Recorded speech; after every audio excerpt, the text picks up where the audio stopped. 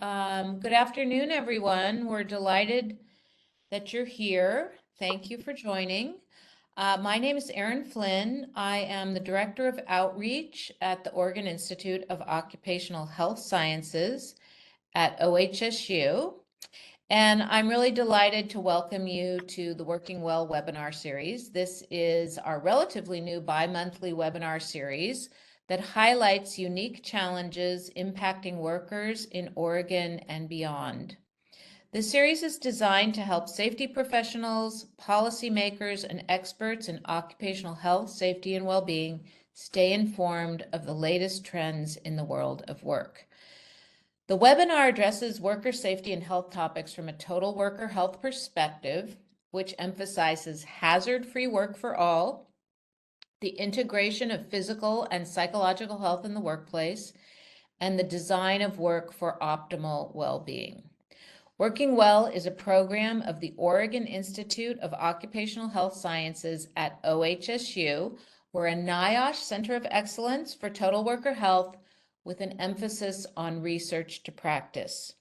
Our research at the Institute is focused in 4 key areas: environmental exposure, sleep and circadian health, safety at work, and supportive workplace practices. We invite you to visit our website to learn more about the Institute and the programs that we offer, particularly the programs of the outreach team. We translate the research into practice and bring educational programming like the Working Well webinar series to workers and employers in Oregon and beyond. So thanks again for being here. We have a really exciting program today, and I'm going to turn it over to my colleague, Amy Spring, to introduce the session and the speakers. Thank you, Erin. My name is Amy Spring, and I'm the Senior Outreach and Dissemination Specialist at the Oregon Institute of Occupational Health Sciences. And before we get to today's program, I want to spend just a minute on some housekeeping matters. So for those who are here for the first time, this is a webinar, so participants will be muted during this webinar, and we'll unmute the participants at the end so that you can ask questions verbally. But during the session, if you want to put questions in the chat, go right ahead and we'll try to get to them throughout the presentation, but we'll also try to get to them at the end. If you wish to chat with other participants, please, or share resources or ideas, also use the chat to do that.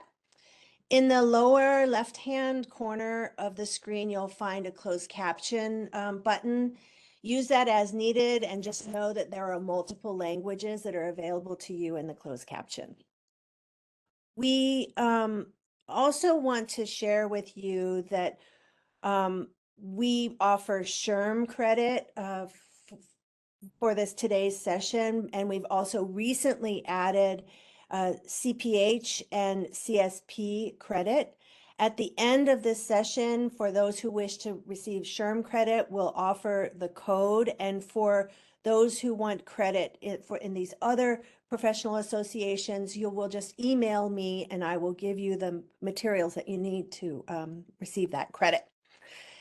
The last thing is that this session is being recorded, and we will have it live for you and for others in a week or so. It's not that I rely on other people to do that, so it'll be about a week or so. So thank you all who are here today, and I'm just thrilled to sort of bring this topic to light finally. The development of this event could not have been done without the undying commitment of this planning committee, whom I have listed here. I want to thank them for generously sharing their time and wisdom and expertise on this topic, because without them, we wouldn't be here today. And I want to remind you that this is a 2-part series. So it may be even more than 2-part, but at the moment we are committed to a 2-part series. So we're beginning with this webinar today, which is brief and going to be cursory. This is a deep and involved topic, and we're going to sort of bring it to light in the best way we can in this period that we have. And then we're going to invite you to come to the second event, which is an in-person event, and it's much longer in length, and we'll be able to spend much more time digging into the details of what it means to be a recovery-friendly workplace and what are the tools and strategies that have been used across multiple employees across many states.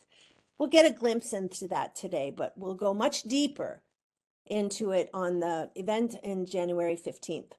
This QR code will lead you to some information about that event in particular, and it will lead you to a registration page. So I want to just spend a moment talking about what are we talking about with respect to a recovery-friendly workplace. So in this, as I've come to learn about this work, there's terms recovery-friendly workplace, recovery-ready workplace. There are multiple terminology that are used for the purposes of this event. Those terminologies are interchangeable for us. Given that we only have an hour, I'm just going to take a moment to acknowledge that we're not going to fully understand this body of work. But between today and January, we really will get a deep sense of what this, and we'll deepen our knowledge and we'll get a deep sense of what employers can do to become recovery-friendly workplaces. The central question really is, what can workplaces do to prevent exposure and create conditions that support workers in getting the care and in maintaining recovery? What do managers and workers need to know about substance use disorder, and how can workplaces support folks in various phases of recovery, whether it be recovery curious or fully committed to their own recovery? There are workplace policies and programs and practices that can help and have been tried, and there is data on the success of those programs, policies, and practices. And we'll explore all of that a bit today and more on January 15th, excuse me. I have put on this slide some of the foundational documents and materials that have informed my thinking and I've used to try to learn about this topic, so that for those who wish to learn more, they're available here on this slide. Okay, so today's speakers, I'm not going to speak much more beyond what I've just said now. We have 3 speakers today. I'm going to briefly introduce them right here now. And then I'm going to ask them to do their remarks and pass their, when one finishes their remarks, they'll pass to the next. And then we'll bring them all back on the screen at the end to answer some questions if we haven't gotten to your questions in the chat. I will also invite you to spend a moment looking at our website. I think my colleague Sean McGillis is going to put a link to their bios on our website, so we won't use the time here to address to cover their bios. Okay, so Suzanne Mitchell is a colleague here at OHSU, and is going to talk about the science of substance use disorder, and we thank her for her work in this area, and look forward to hearing her remarks in just a moment. Eliza Zakara is a program director at the National Recovery Friendly Workplace Institute and has lots of experience in working with states and employers in implementing recovery-friendly workplace activities in the workplace. And then we're going to spend a bit of time with Pete Kearns, who's the president and CEO of Serenity Lane, who will talk to us a little bit about what we know of of workers who are in recovery and the success that they have in the workplace. So that's me. I am going to get myself off the screen and I'm going to hand the baton. I'm going to ask Justin to hand the stage to Suzanne.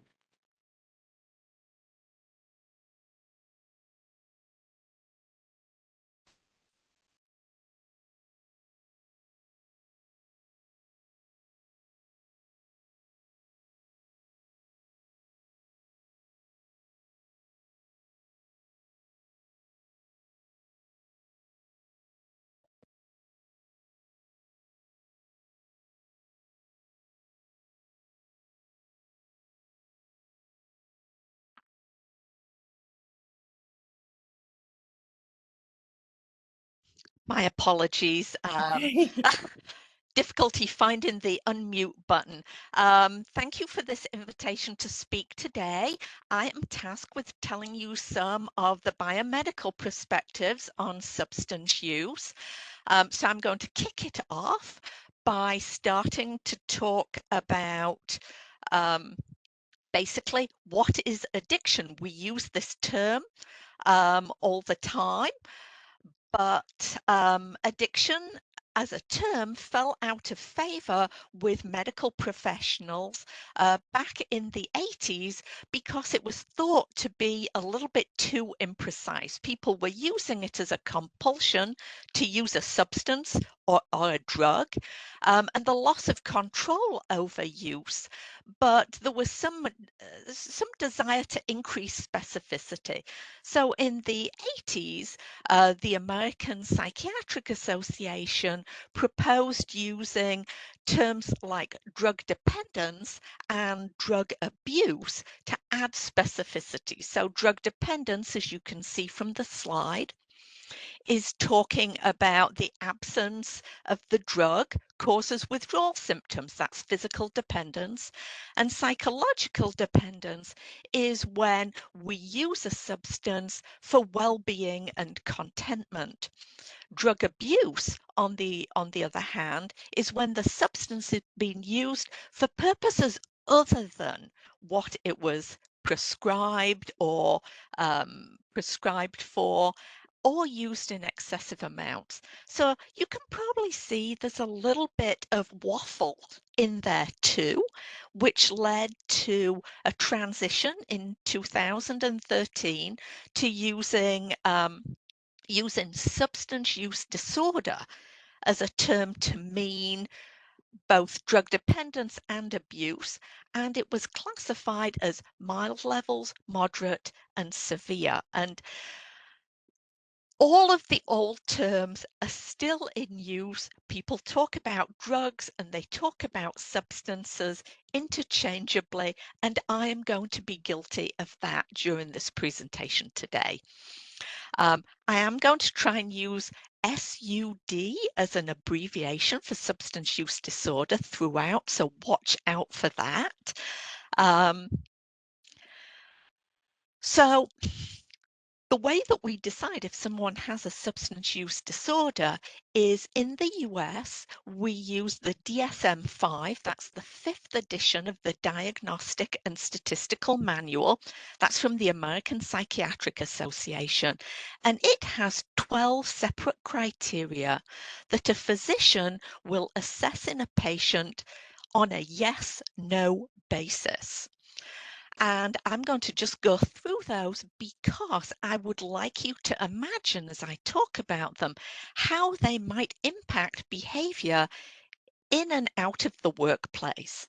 So the first set of our four classifications are impaired control, and you can see them listed here. Taking the substance in larger amounts, a desire or attempts to quit using, lots of time spent in activities trying to use the substance or find the substance, and a craving for use. Our second set of criteria are physiological. So the idea of tolerance. With repeated use, you have to use more and more to achieve the desired effects, intoxication or relaxation if you're using the drug to reduce your levels of stress. Withdrawal is a second physiological criteria. That's the idea that when you cease to use, then there are particular symptoms, systematic symptoms that are associated with cessation of use.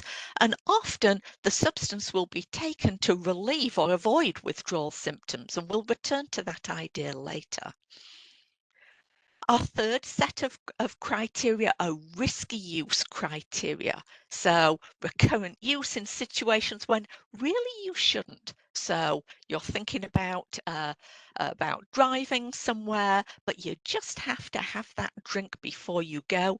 That would qualify.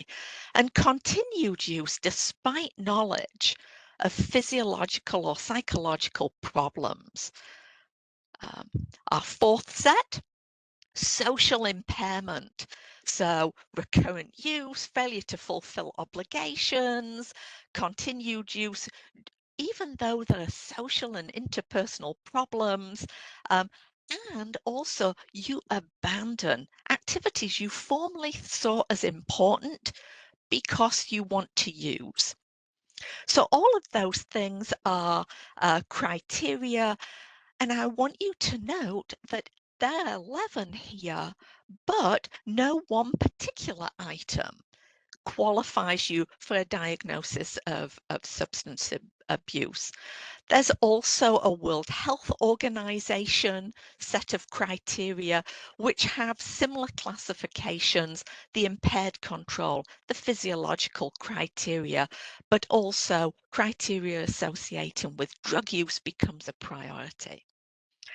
So as I mentioned, there's a difference in severity, mild, moderate, and severe in the diagnoses as they stand now. And it's all about the number of those 11 criteria that are endorsed by your physician.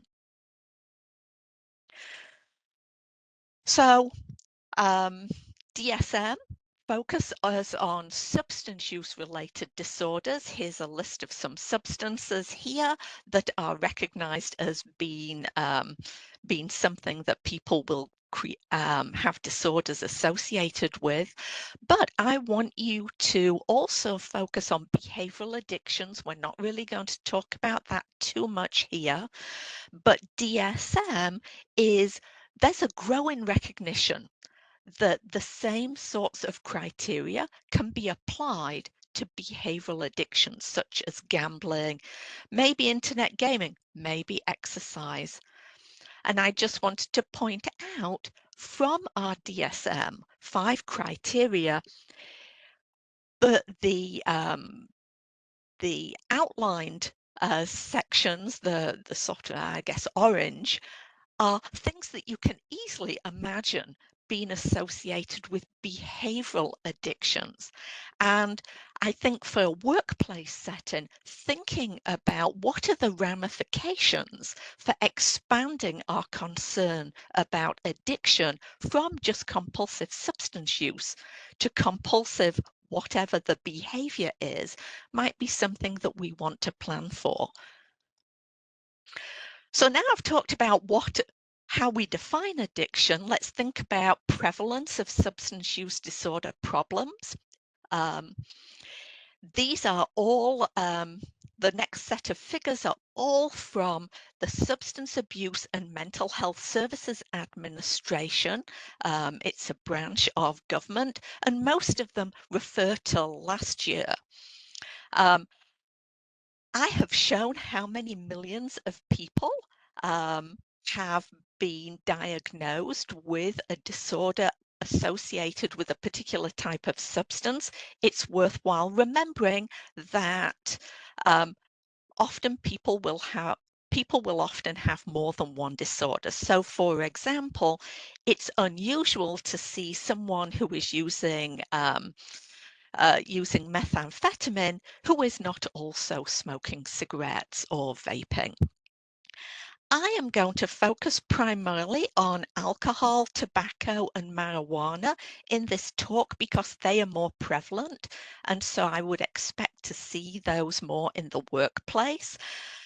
All have potential serious long-term health consequences, as I'm sure you know, but they also have shorter-term consequences that can affect behavior in the workplace. For example, with alcohol, we're talking about issues associated with memory, physical coordination, especially if the person is currently intoxicated or using, and apathy, so a lack of reward for other workplace activities.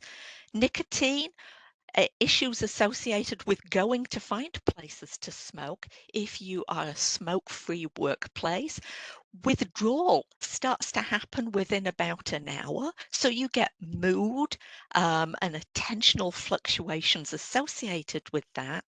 And marijuana, you also see apathy and not being as engaged and as motivated. So even though we might think of these as common usage, they can still have serious implications for workplace behavior. Um, of course, your workplace, depending on the nature of the work, may see a higher percentage of problems with particular substances due to the nature of the work. So perhaps opioids in workplaces where physical demands and injury can occur. But many of the things that I'm going to say about substance use disorder apply equally well across the disorders. So in terms of alcohol use, this is a lot of alcohol users per month.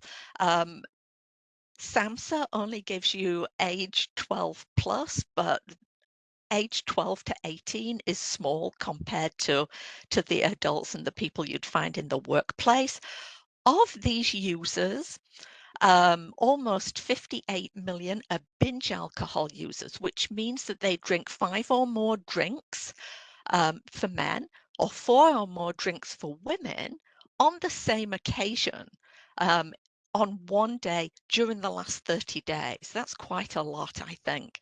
Heavy alcohol use is defined as binge drinking, but on 5 days in the last 30 days. And you can see large numbers of people.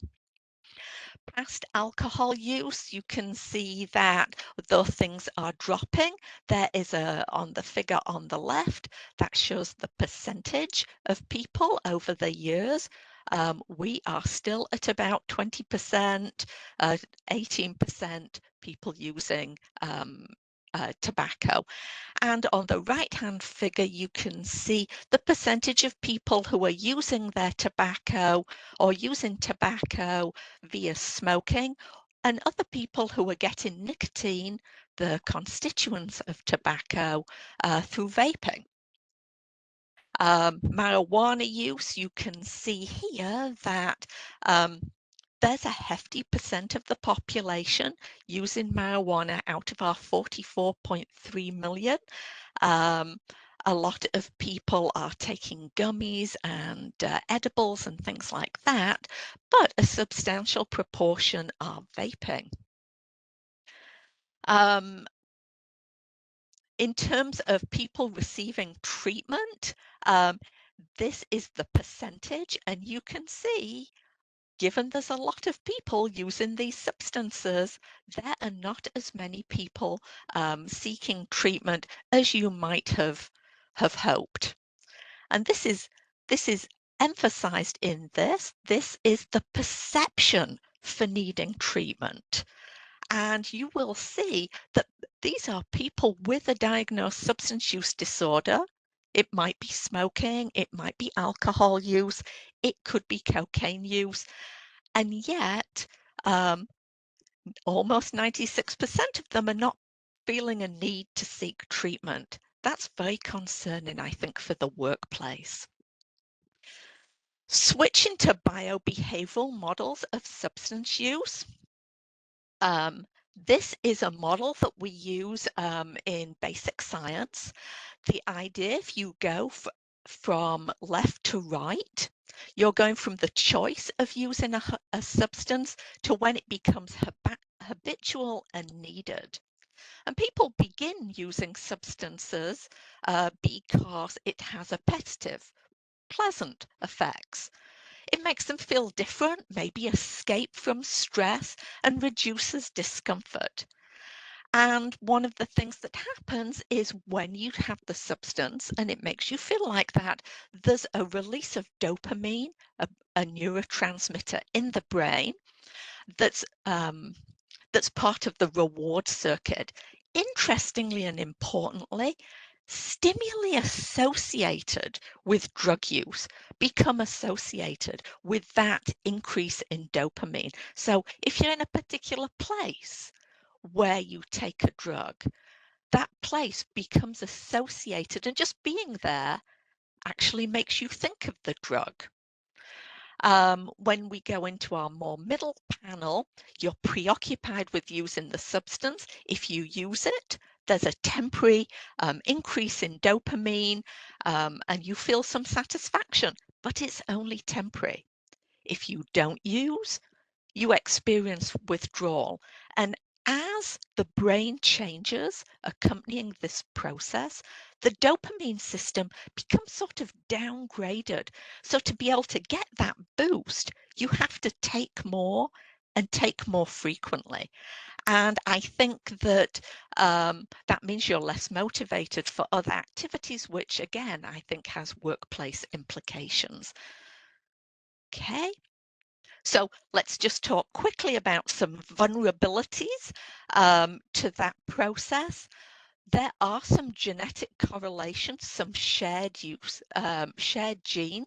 When people have looked at the genetic profile of people with AUD, alcohol use disorder, CUD, cannabis use disorder, OUD, opioid use disorder, or TUD, tobacco use disorder, there are correlations. And so you can see in this little table the genes that are shared between somebody diagnosed with alcohol use disorder and somebody having tobacco use disorder are 50% of those shared genes. And that has led people to speculate that there's some general addiction factor. And really, it's about how is it manifested?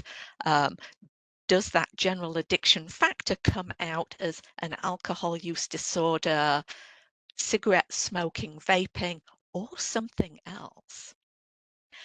There's also some vulnerability associated with environmental factors, and you can see those slides right here. And as you transition from choice to habit, people have talked about this as a cycle between you use, you're in withdrawal, you crave the drug, and then you use it again, and you just go through this cycle repeatedly. There are some brain regions associated with that, and scientists have been interested in developing different ways to attack these different parts of this cycle, but they are not really workplace friendly at this point. I think in terms of workplace friendly, we're more likely to be talking about thinking about dealing with stress, preventing new traumas, peers who use drugs, and drug use availability. So that's my whirlwind tour of the science of substance use. I am going to stop sharing and pass this over to Eliza.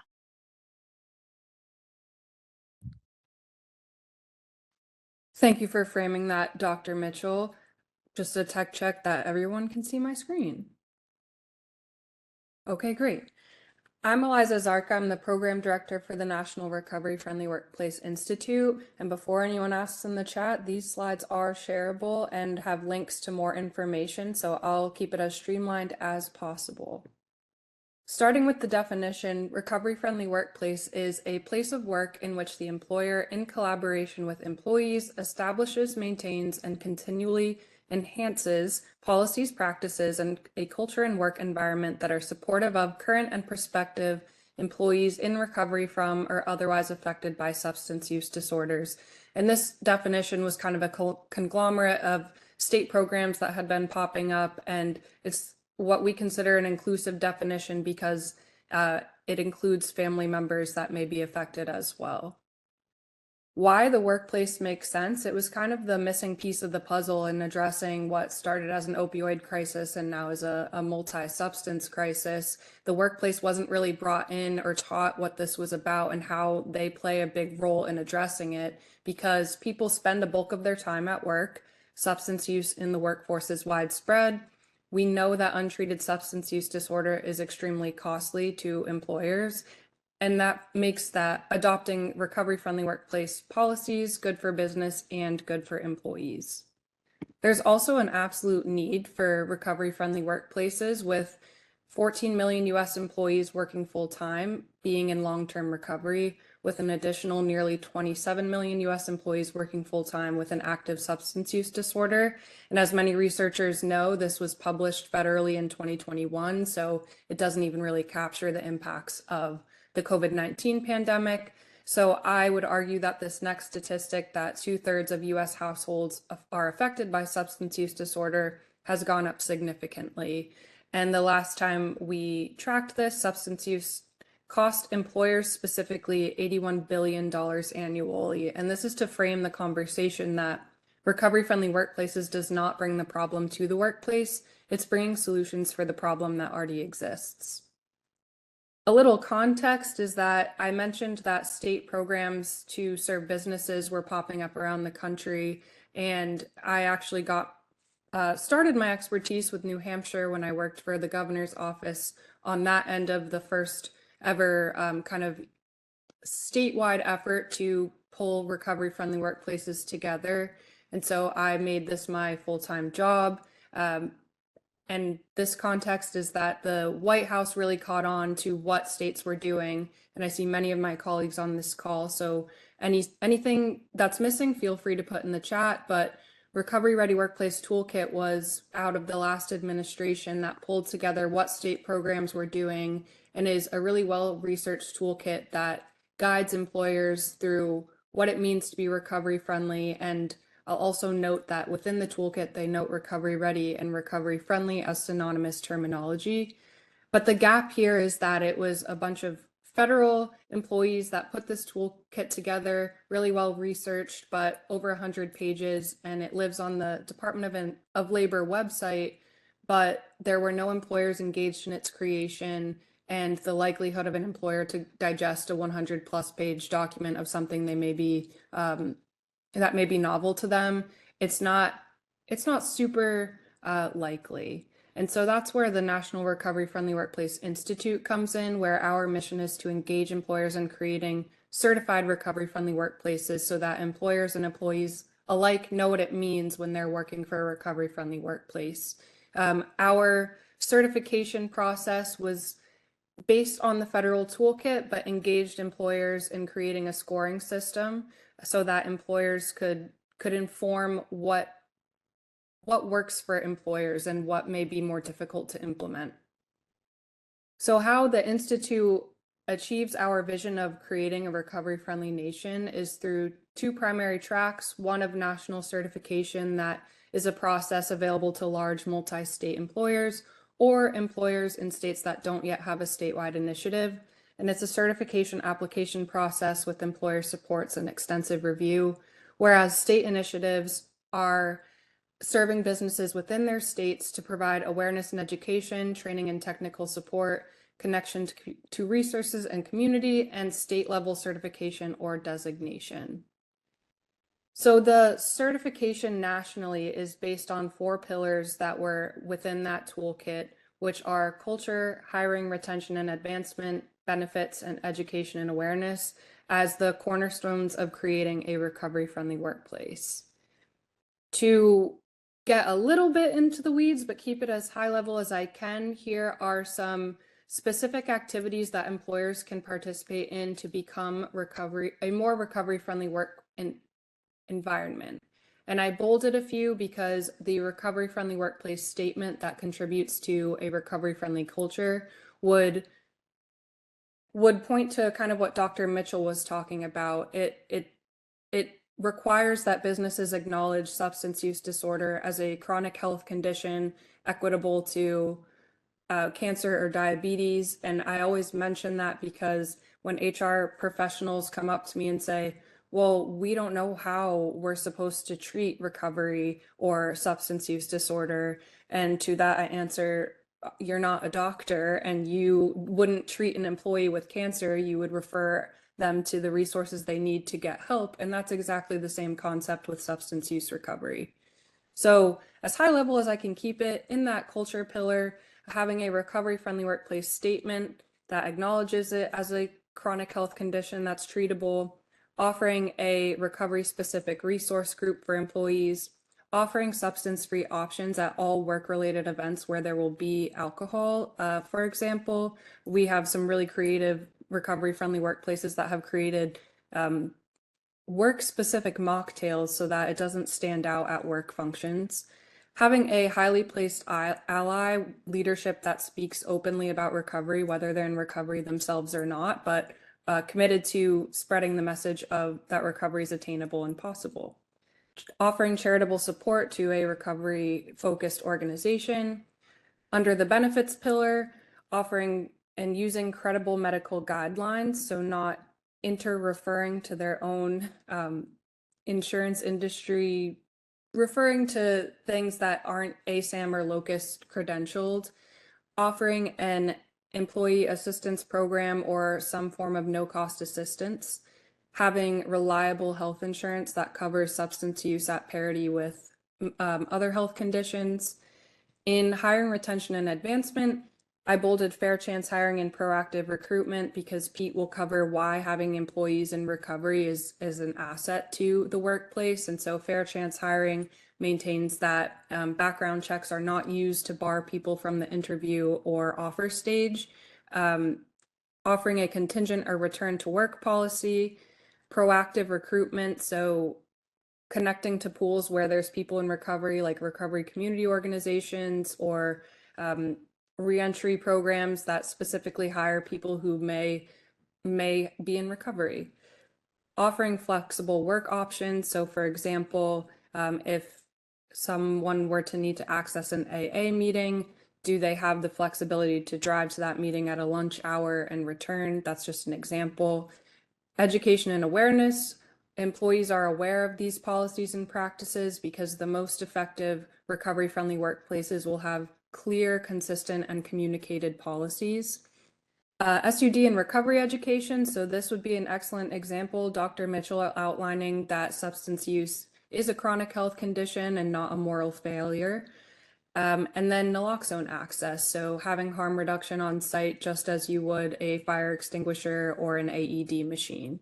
So this is just an example of national certification and some activities that were outlined in the toolkit and by employers as ways to become more recovery friendly. The studied benefits of being a recovery-friendly workplace via the National Safety Council and that federal toolkit are improved productivity, employee health, employee satisfaction, morale, and loyalty, talent attraction and retention, community connection and customer loyalty, while experiencing decreased absenteeism and presenteeism, workplace injuries and incidents, healthcare, disability and workers' compensation expenses, turnover and related costs, and harm to employees, families, and communities. And then I will set a disclaimer that I am actually a stand-in for someone who works for the federal government who is very well versed in total worker health framework. But given the shutdown, I stepped up. I know what I'm talking about with recovery friendly. And so I would encourage you to see David Shapiro's session, who is an expert in both the crosswalk of recovery friendly and total worker health framework. But as good of an overview as I can give as a recovery-friendly expert is that it really fits and aligns with the total worker health framework in a number of ways, like the integration of health protection and health promotion. So total worker health emphasizes combining work and safety health hazard protection with broader well-being and health promotion strategies, whereas the recovery-friendly workplace approach treats substance use disorders and recovery as part of the overall health and well-being of the workforce, and not just a discipline or compliance issue. Other ways are the work conditions as determinants of health. Total worker health recognizes that working conditions affect health outcomes, and recovery-friendly workplaces address how the workplace culture and environment can influence substance use risk and recovery. There's a holistic worker well-being, including non-work factors. So total worker health acknowledges that non-work factors interact with work to influence health. And recovery-friendly workplaces takes a broad perspective where employees may have loved ones affected or familial and community aspects matter. Culture, policies, and participatory approaches. So effective total worker health programs emphasize worker participation, organizational change, supportive leadership, and integrated policies. And recovery-friendly workplace emphasizes that management and leadership embed recovery-friendly workplace principles into employment practices, benefits, education, and communicate policies. Also addressing stigma and equity. A key component of being a recovery-friendly workplace is reducing stigma around SUD and treating recovery as a strength rather than a liability. It also points to equitable acknowledgement of SUD recovery as other chronic health conditions are treated. And then from a total worker health perspective, psychological safety, supportive cultures, and reduction of barriers and hazards are relevant to well-being. Even though total worker health doesn't always use the term stigma, its scope covers psychosocial hazards.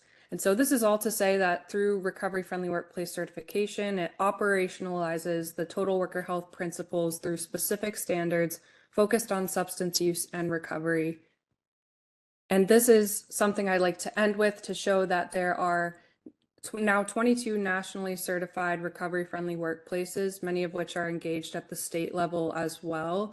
And this represents over 200,000 employees that are now working for a nationally certified recovery-friendly workplace. If you're interested in staying up to date on recovery-friendly happenings, you can join the distribution list at the Institute website. And I will take a gander at the chat. There's many colleagues on this call who can assist as well, but for now, I'll share the slides, share my contact information, and hand it over to Pete.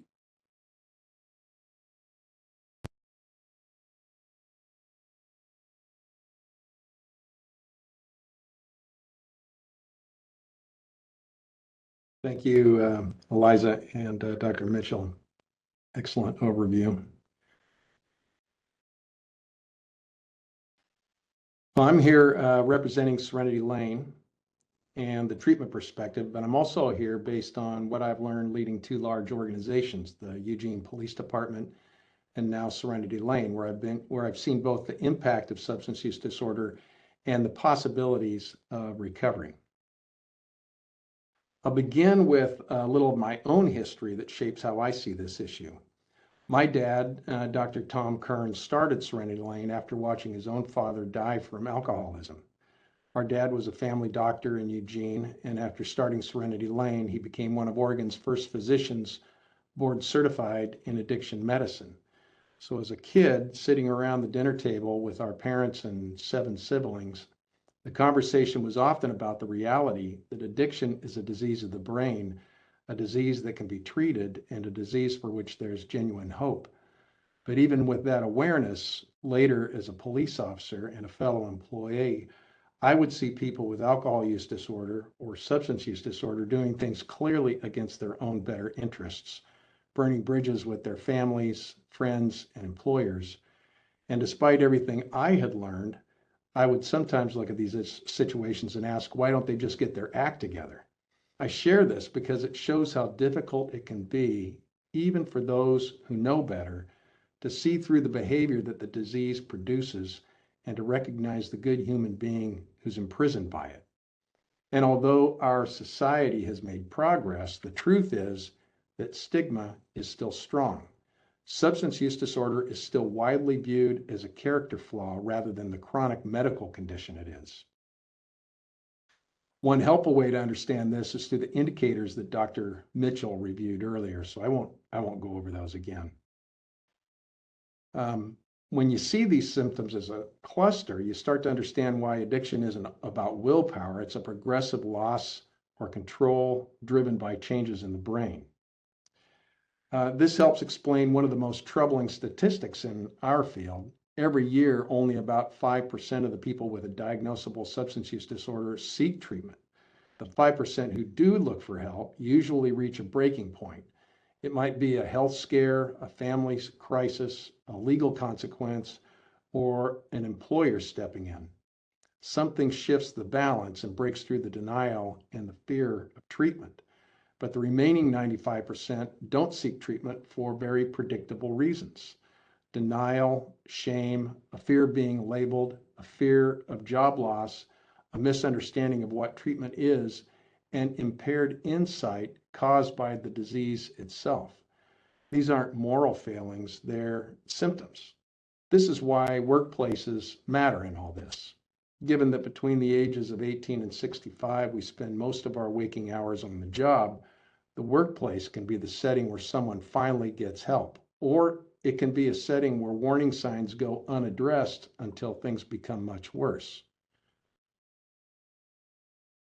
And I can illustrate this with two different stories. And you should know that I was encouraged by the two people who disclosed these to share them with you today. The first involves a police sergeant I know. He'd been going through a painful divorce and was despondent over separation from his child. He started using alcohol to cope with his emotions and to get to sleep at night. One night he woke up after a few hours of sleep, drank again to fall back to sleep, not realizing that he'd soon be reporting to work. While briefing his patrol team, one of the officers noticed alcohol on his breath. After the briefing, that officer reported the sergeant's intoxicated condition to the watch commander, his superior. The sergeant was called in. He was truthful about what was going on and was placed on administrative leave with the opportunity to seek treatment, which he did. While he was on leave, he learned that members of his patrol team had ostracized the officer who'd reported him. When the sergeant heard this, he visited the briefing and met with the team alone. He publicly thanked the officer who'd reported him for having the courage to act. He told the team that he'd put himself, the community, and the department at risk, and that because he was reported by the officer, he now had the hope of a healthy, lifelong recovery. And he made it clear that the only person in that briefing who had done the right thing was the one they had pushed aside. That moment reflects the culture that we want, a workplace where early intervention is seen as an act of care, not a betrayal. This second story shows the cost of missing an opportunity. A CEO here in Oregon told me about an employee whose performance had been slipping for some time. One day, the CEO ran into him in the hallway and during a friendly conversation thought that he'd smelled alcohol on his breath. He asked a member of his leadership team to check in on the employee to see if he also noticed anything. That leader came back and said that he hadn't and that the employee seemed fine. Some days or weeks later, the employee didn't show up for work for a regular shift. When police checked his home, they found that he had died alone in a mobile home filled with empty alcohol containers. Those two stories sit side by side in my mind. In both situations, the employee was struggling. In one workplace, someone acted early and life was redirected. In the other, opportunity to intervene may have been missed. This is why what we do or what we fail to do in the workplace matters. In my role at Serenity Lane, I've learned something else that's changed the way I think about people in recovery. In my observation, a person who is committed to healthy recovery is working every single day on their integrity and their character. They're doing that work because for them, it's essential to sustaining recovery, to allowing the brain to heal, and to prevent what would otherwise be a certain return to the nightmare of their addiction. They surround themselves with a community of people who share that commitment. They focus on their emotional, spiritual, and physical health. They look for ways to serve and help others, and they develop a humility that is rare, I think. They ask, what can I contribute here? This is what I see. And in the workplace, when conflict happens, they tend to ask a different question than the one most of us ask. Instead of, why is that person treating me this way? A person in recovery is more likely to ask, what was my role in that? The level of ownership, self-reflection, and accountability is remarkable that I see. And frankly, it's something any organization would benefit from. When we talk about a recovery supportive workplace, what do we mean here? We mean a workplace that understands that substance use disorder is a treatable medical condition. A workplace where early conversations are encouraged, not avoided. A workplace where employees can seek help without losing their livelihood. And a workplace that sees recovery not as a liability, but as a strength. Because people in recovery bring resilience, honesty, and a level of personal accountability that strengthens teams and strengthens cultures. In my time leading the Eugene Police Department and now at Serenity Lane, I've seen what happens when we get this right. We can save careers, we can strengthen families, and in some cases, we can save lives. Thank you very much, and I look forward to the rest of the conversation.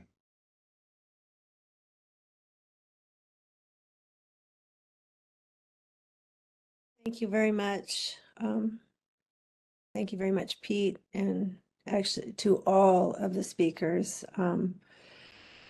We rushed through this, and I'll apologize for that, but it felt important to cover all of this spectrum of information in this brief period together today.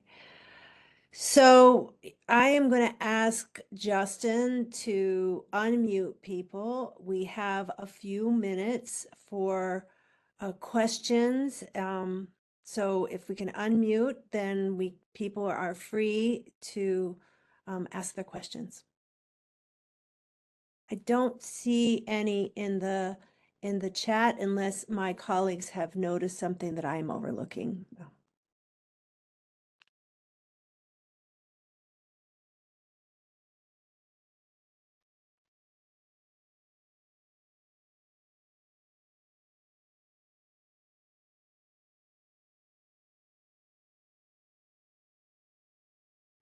Unless we are given permission. So I have been given permission. I don't actually have a question. I just wanted to say, first of all, thank you for organizing this, and thank you to the speakers.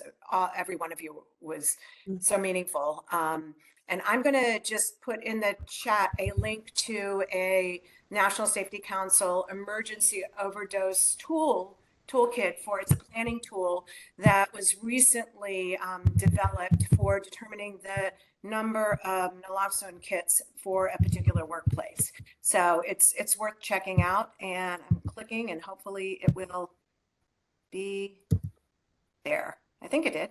Yes, I think it went in there. Okay, Yeah, I great. see it. I see Thank it, you. Leslie. Thank you Yeah, for reminding us about that. That is an important tool, and also some other National Safety Council tools on this subject exist on their website, which are quite good. I do have a question here. So how does someone in HR or in a supervisory role get staff to open up?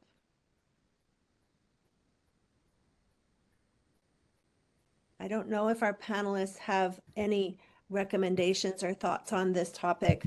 I'll also invite my colleague Leslie, who is an expert in the role of supervisors. She may have some thoughts on this too. I was going to jump in and say the Institute hosted a webinar with the Human Resources Certification Institute on the HR kind of challenges and considerations when implementing recovery-friendly workplace, and we have that recorded on our YouTube, and I'll put the link there.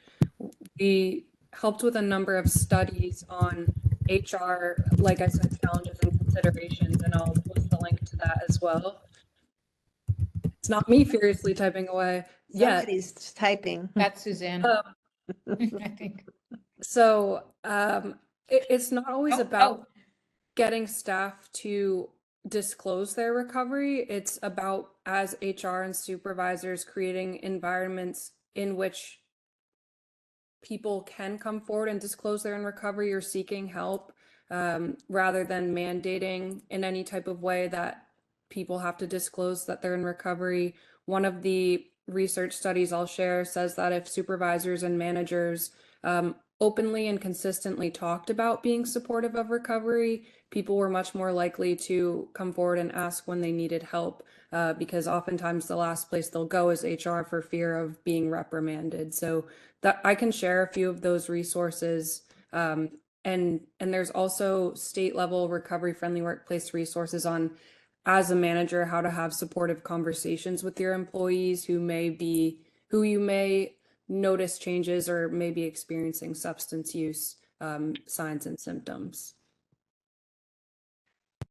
That's well said, Eliza. And you know, it's a supervisor and people in the workplace where they have an opportunity to acknowledge how much courage it takes to report someone who is inebriated at work. The more that we're open about what gets in the way of reporting these things, and we understand the fear of putting somebody's job or livelihood in jeopardy or reputation, the more that then we create opportunities to talk through how to overcome those barriers and make that possible. I think we might have time for one more question, and I'm not sure that, I think this one may be, you already spoke to it, and it's about how do we influence company leadership and executives to move to a more recovery-friendly workplace? What are the levers of influence at the leadership level? You know, that's a question I've often asked myself because, you know, if the CEO is interested in a recovery safe, recovery healthy workplace, then it's more likely to happen. And I know as a CEO, there are so many significant issues to be concerned with.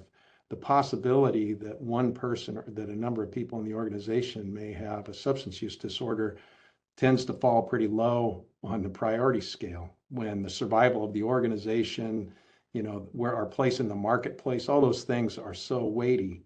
But having an appreciation for the humanness of knowing the value of every member of the organization, every member of our staff, and how some people are just suffering with a different condition that still has this stigma in society. You know, those kinds of realities for the CEO is what it's going to take to have a commitment to this kind of a workplace. So oftentimes businesses are coming to learn about recovery-friendly workplace for their people and for what maybe more the person-focused reasons, but there are a lot of studies now on the cost savings of participating in a recovery-friendly workplace. So like I said, it's good for business and for the employees and therefore trickle out to your consumers. And so if you have to focus on the bottom line to get a CEO or leadership to engage in this work, always talk about the business case for this work. I see there's more questions in the chat, and so I'll do my best to type those out, get them to Amy, and then she can work on distributing. So thank you for learning more about RFW. Thank you. Yes, I will follow up with an email with the response to some of the additional questions. I'm sorry we're out of time, and I thank you all for being here. I thank the speakers for sharing their wisdom. For those who are interested in SHRM credit, you will find the code here. And if you want CPH or CSP credit, just send me a direct email and I'll give you what you need to document that. The last thing we'll do today is just remind you that we have an event on January 15th where we'll go much deeper. If you go to this QR code, you will be able to learn more about that event, the speakers that will be there, of which I think 2 of them are here today, Brett Lovins and Terry Lichten Myers. And we invite you to learn more about this event and consider attending. Thank you very much for your time today. Following this event, you'll receive a event evaluation and I'll ask that you please complete it for us because it really does inform our future events, and it helps us and continually improve our practices around these working well webinars. Thank you all.